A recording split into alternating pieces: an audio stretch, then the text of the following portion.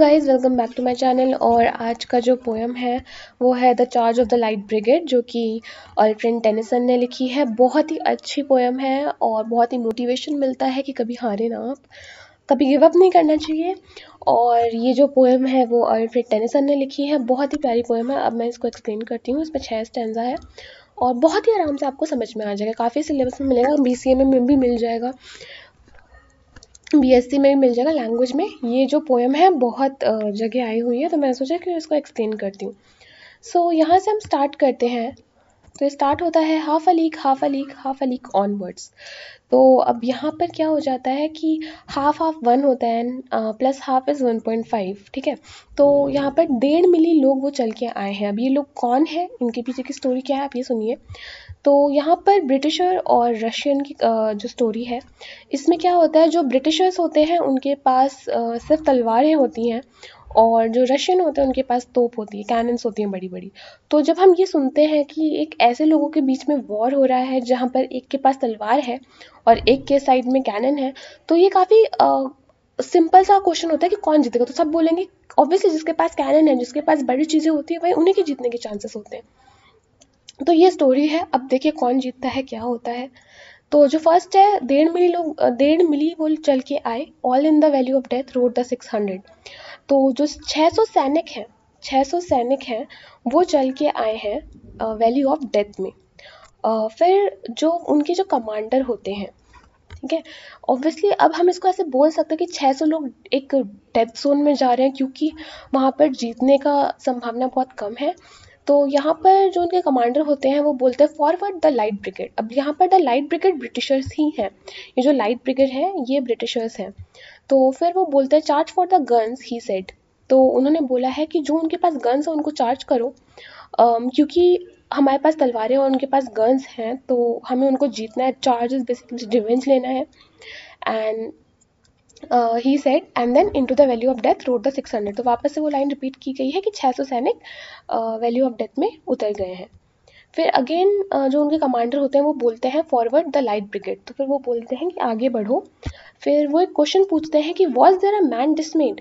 तो यहाँ पर जो क्वेश्चन का मतलब है वो पूछते हैं कि क्या यहाँ पर कोई ऐसा भी सिपाही है, ऐसा भी सोल्जर है जिसके मन में डर है, जिसके मन में ब्रेवरी नहीं है, जो ब्रेव नहीं है और बहुत डिस्करेज फील कर रहा है। तो नॉट दो the soldier new someone had blunder. तो यहाँ पर वो इस पोएम का, इस लाइन का मतलब है कि पता, ये तो सबको पता है कि ऑब्वियसली मिस्टेक होने वाली है, क्योंकि हम एक ऐसे वॉर पे जा रहे हैं जहाँ पर हम कमज़ोर शो हो रहे हैं, क्योंकि हमारे पास सिर्फ तलवारें हैं और उनके पास कैनन्स हैं। कैनन्स बेसिकली मतलब तोपे। तो इस वजह से समवन हैड ब्लंडर, तो मिस्टेक तो होने वाली है। फिर वहाँ से सामने से ऑर्डर आता है, they is not to make reply, they is not to reason why, they is but to do and die. तो इन 3 लाइन का यहाँ पर मतलब होता है कि यहाँ पर हम किसी के रिप्लाई का नहीं वेट कर सकते, हम यहाँ पर रीज़न नहीं ढूंढ सकते कि क्यों नहीं हम जाएं उस वॉर में, हमें गिव अप नहीं करना है। और यहाँ पर जो लाइन का मतलब है वो है डू और डाई। तो यहाँ पर मतलब है कि या तो मरो या करो। तो बेसिकली अगर तुम जीत गए तो तुम वापस आ जाओगे, और तुम्हें या तो तुम उन तोपों के सामने आ जाओगे और तुम मर जाओगे। फिर वहाँ पर 2 लाइन वापस से रिपीट होती है, into the valley of death rode the 600। तो 600 सिपाही उतर गए डेथ जोन में।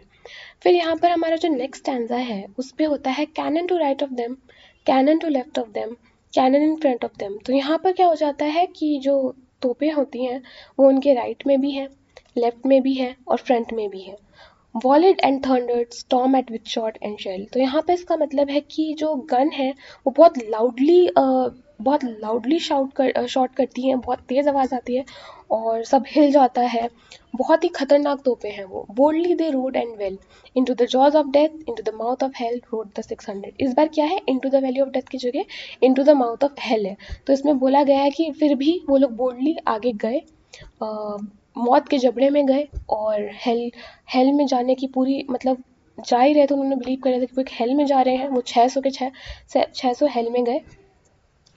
अब उनकी बारी आती है। Flashed all their sabres bare, flashed as they turn in air. तो यहाँ पे इसका मतलब है कि उन्होंने अपनी तलवारें हवा में उठाई, उनकी तलवारें लाइट से चमक रही थी। सेबरिंग द गनर्स देयर, तो यहाँ charging an army, while all the world wonder।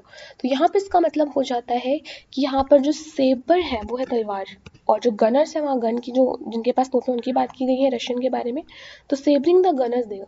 तो वहाँ पर इस पे दिखाया गया है कि उन्होंने अपनी तलवारें उनको भोंक दी है, उनके अंदर घुसा दी है, और वो आर्मी को चार्ज कर रहे हैं, और पूरी जो दुनिया है वो बहुत शॉक थी कि ये सब कैसे हो रहा है। Plunged in the battery smoke, right through in the line they broke. Cossack and Russian reeled from the saber stroke, shatter and sunder, then they rode back, but not the 600। तो यहाँ पर क्या बात गई है कि जब वो लोग शॉट मार रहे थे तो उस धुएं में जो ब्रिटिशर्स थे वो छुप जा रहे थे, और उन्होंने रशियन आर्मी को पूरा शैटर्ड कर दिया था, टुकड़ों में बांट दिया था, बिल्कुल तोड़ दिया था। वो वापस लड़ने के बाद वो वापस गए, बट नॉट द 600। तो वो 600 आर्मी पूरी वापस नहीं गई, उसमें से जो जीते वो गए। अब वो नंबर नहीं बताया कितने गए, बट उनको 600 ही रखा है, क्योंकि कुछ तो ऑब्वियसली वॉर में मरते ही हैं। फिर यहाँ पर नेक्स्ट पैराग्राफ आता है, cannon to right of them, cannon to left of them, cannon behind them, volleyed and thunder storm at with shot and shell. तो यहाँ पर फिर से रिपीट किया गया है कि उनके राइट में भी कैनन थी, लेफ्ट में भी थी, पीछे भी थी, और उनकी शॉट्स की आवाज़ बहुत तेज़ थी। While horse and hero fail they that had fought so well. यहाँ पे इसका मतलब है कि बहुत मतलब उस लड़ाई में ऐसा भी हुआ है कि लोग घोड़े में चढ़ते चढ़ते जब गए तो उसी में मर गए थे जब उनको शॉट लगे थे, एंड फिर भी उन्होंने फाइट किया। वो वापस उस मौत के जबड़े से वापस आ गए, हेल से वापस आ गए। All that was left of them, left of 600। तो वो जो भी बचे हुए थे वो वापस आ गए, उन्होंने बहुत अच्छे तरह लड़ाई किया और वो जीते। उन्होंने गिव अप नहीं किया, उन्होंने ये नहीं सोचा कि अरे हमारे पास सिर्फ तलवार है हम क्या करेंगे, बट उन्होंने अपना पूरा 100% दिया। और यहाँ पर जो लास्ट स्टैंजा है वो है, when can their glory fade O the wild charge they made. तो यहाँ पर बोला जा रहा है क्या उन्होंने जो जीत हासिल की है उसको भुलाया जा सकता है, क्योंकि वो इतनी अच्छी मतलब उनके पास इतनी कम चीज़ें थी उसके बाद भी वो जीते। सारी जो दुनिया है उनको ऑनर ऑनर करना चाहिए, और उनको प्रोत्साहित करना चाहिए कि वो इतने अच्छे थे उनको, और ऐसी लोगों को भूलना नहीं चाहिए। लास्ट में नोबल 600 बोल के उनको सम्मानित किया गया है, और वो 600 थे, उन्होंने बहुत अच्छी तरह लड़ाई की और वो जीते। तो इस पोएम से हमें यही सीखने को मिलता है कि हमें कभी गिव अप नहीं करना चाहिए। भले ही हमारे पास चीज़ें छोटी हैं, हमारे पास वो चीज़ें नहीं हैं जो सामने वाले के पास हैं, बट फिर भी हम लोग को हमेशा कोशिश करते रहना चाहिए। तो आज की पोएम ये थी, और अगर आपको समझ में आई और अच्छी लगे तो प्लीज़ मेरे वीडियो को लाइक और शेयर ज़रूर करना। Thank you so much for watching my videos.